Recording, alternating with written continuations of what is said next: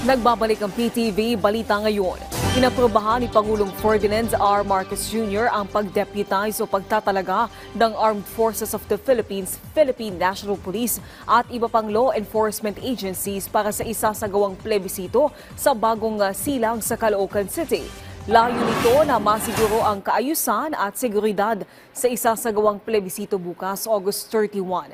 Ang barangay Bagong Silang ang pinakamalaking barangay sa Pilipinas at pagbobotohan para hatiin ito sa 6 na independent barangays.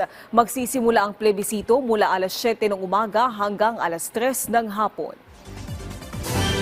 Patuloy ang isinasagawang housing program ng Marcos administration. Sa Malacanang Insider, sinabi ni Department of Human Settlements and Urban Development Secretary Jose Rizalino Acuzar na nasa 55 proyekto ang umaarangkada na. Sa ilalim ito ng pambansang pabahay para sa Pilipino program. Target ng Marcos administration na makapagtayo ng 3 million housing units para mabigyan ng disente at maayos na tahanan ang ating mga kababayan. Samantala, alamin natin ang ibang balita mula kay Jay Lagang ng PTV Davao. Mayong adlaw, voluntaryo nga ni surrender ang tulo ka mga high-value individuals nga sila Rolando Barangan alias Bensara, Rene Villas alias Jokol o Jovinil Sumo alias Jack sa mga kasundaluhan sa barangay Alobihid, Buena Vista, Agusan del Norte natong Agosto 26 ning tuiga. Lakip sab sanitahan ang tulo pa kalaing miyembro sa nadismantel na nga Sub-Regional Committee 3 sa North Central Mindanao. Regional Committee nga sila Romel Kahulugan alias Jaha, Maylin Udayaw, Domino alias Mayan ug Danga Ayuma, Hulyaw alias Senyang. Dungan sab nilang gisurrender ang 4 ka M16 rifles, 4 ka AK-47 rifle ug usa ka M203 grenade launcher. Nagdesisyon ng unom ka mga kani-rebelde nga mobalik na sa sabakan sa gobyerno tungod sa kakapoy ingon man alang nasab sa seguridad sa ilang pamilya. Ana na sila sa kustodiya sa 23rd Infantry Battalion alang sa assessment survey nga gikinahanglan aron nga mapa-enroll sila sa Enhanced Comprehensive Local Integration Program kon ICLIP.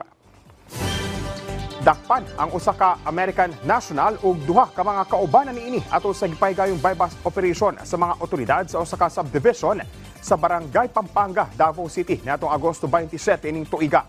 Gipangunahan ang mga operasyon sa Regional Special Enforcement Team sa Philippine Drug Enforcement Agency kun PIDEA Regional Office 11 ug PNP Drug Enforcement Group Special Operations Unit 11.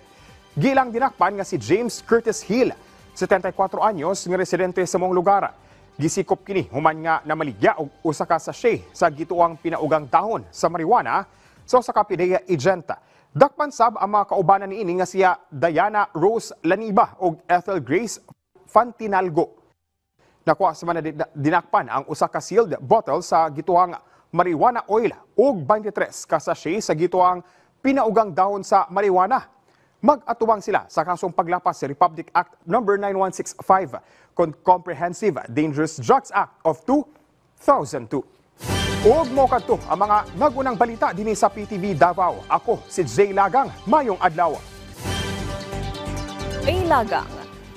At yan ang mga balita sa oras na ito. Para sa iba pang update, i-follow at i-like kami sa aming social media sites at PTV PH. Ako po si Naomi Tiburcio para sa Pambansang TV sa Bagong Pilipinas.